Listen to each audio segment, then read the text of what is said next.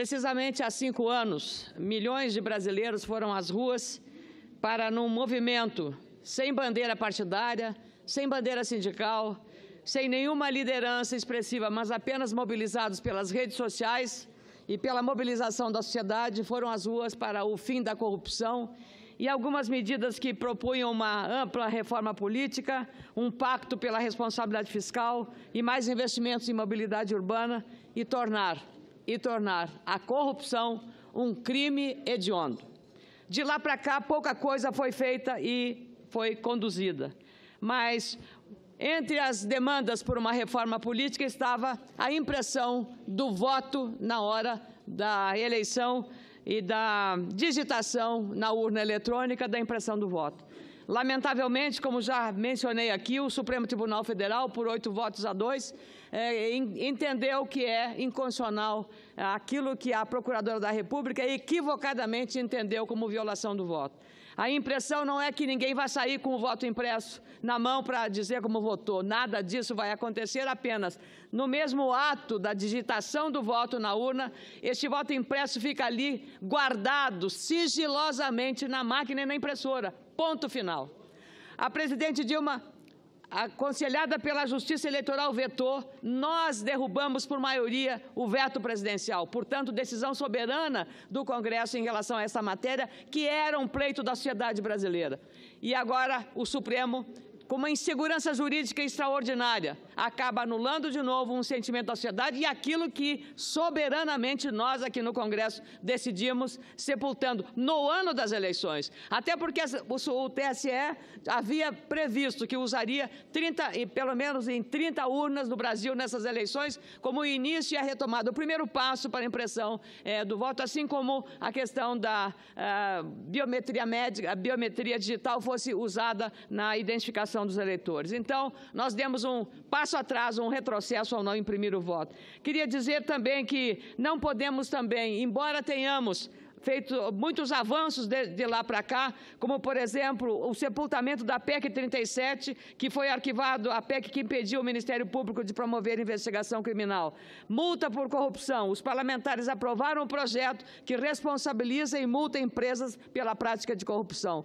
A PEC do voto aberto. O Congresso aprovou a PEC que acabou com o voto secreto para a cassação de mandato de deputados federais e senadores para análise de vetos presidenciais. A ficha limpa para servidores. A PEC também estendeu as regras da ficha limpa no caso da eleição para candidatos para servidores públicos. Passou pelo Senado, mas empacou lá na Câmara dos Deputados. E também a perda automática do mandato. O Senado aprovou a PEC que prevê a perda automática de mandato parlamentar para condenados por improbidade administrativa ou crimes contra a administração pública. O texto ainda não foi analisado pelo plenário da Câmara. Há 5 anos, também houve a defesa da necessidade de incluir a corrupção dolosa no rol dos crimes hediondos, acrescentando penas severas. Ainda em 2013, o Senado aprovou o projeto que torna a corrupção um crime hediondo. 5 anos depois, a proposta não foi ainda analisada pela Câmara. O tema ganhou destaque novamente com o pacote que reuniu medidas de combate à corrupção propostas pelo Ministério Público Federal e avalizadas por mais de 2 milhões de assinaturas de cidadãos. Ao aprovar esse pacote, a Câmara desfigurou, aprovando a previsão de aumentar penas e considerar hediondo crimes como corrupção passiva e corrupção ativa. O pacote ainda não foi analisado pelo Senado Federal.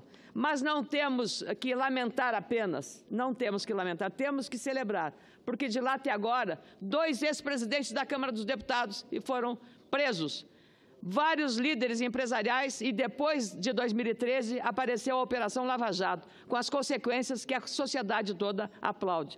Outras iniciativas também foram adotadas no país como forma exatamente de tornar o nosso país livre da corrupção. Eu penso, senador João Alberto, que nós temos que entender que algumas iniciativas, como a lei da ficha limpa muito anterior, porque foi a primeira ação pós-Constituição de 88, de ação popular, está prevalecendo e deve prevalecer nas eleições deste ano. Hoje, aliás, numa entrevista a uma emissora de rádio do Rio Grande do Sul, a presidente do Supremo Tribunal Federal, ministra Carmen Lúcia, voltou a dizer que a Justiça Eleitoral precisa observar a vigência dessa lei da ficha limpa. O Instituto da Colaboração Premiada do governo Dilma Rousseff prevalece e isso ajudou muito a Operação Lava Jato. e outras iniciativas da mesma forma. Esperemos que a iniciativa da Operação Lava Jato continue oferecendo, dentro da lei, dentro do Estado Democrático de Direito, aquilo que a sociedade mais espera, que é um país livre da corrupção, porque é isso que corrói e consome todo o recurso que hoje falta para a segurança pública, falta para a educação, falta para tantas áreas relevantes, para a saúde pública, tantas áreas relevantes. Então, eu volto aqui a essa tribuna para falar sobre isso, e antes que encerre o meu prazo aqui regulamentar para uma comunicação inadiável, eu sei que Vossa Excelência tem um zelo muito grande pelo cumprimento da questão regimental, do espaço que é dado a uma comunicação inadiável. Então, eu volto aqui para lembrar que a sociedade só venceu essa batalha, e só hoje nós temos, porque graças às redes sociais. Há pouco a senadora Marta Suplicy veio contar aqui o episódio de um garoto pobre, mal vestido, que com fome pediu ajuda e um cidadão comum deu a ele a comida, e o vigilante do shopping estava impedindo daquela cena. Graças a um cidadão comum também, que fotografou aquela cena e distribuiu às redes sociais, só depois que isso circulou no Brasil inteiro é que a mídia convencional encontrou aquilo uma matéria social de grande relevo.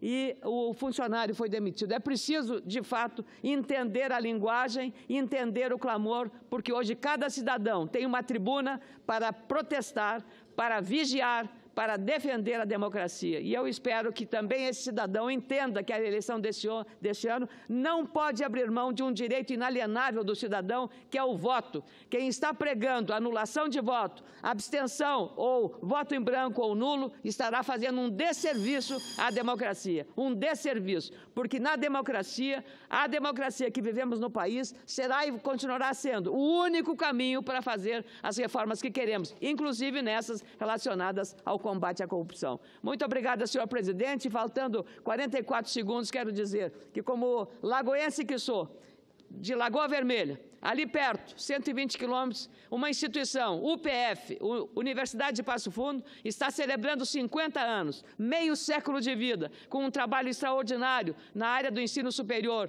na medicina, na agronomia, na odontologia e em várias outras áreas, que se notabiliza pela excelência e pela qualidade na área do direito, pela oferta de um excelente serviço no ensino superior. Então, eu me congratulo também saudando a jornada de literatura que a UPF realiza e que chama atenção no Brasil e também no exterior pela excelência e pela qualidade. Então, a reitoria da Universidade de Passo Fundo, os meus cumprimentos e o desejo de que outros 50 anos tão prósperos e tão extraordinariamente qualificados surjam no horizonte dessa grande instituição que orgulha os gaúchos, a UPF, Universidade de Passo Fundo. Muito obrigado.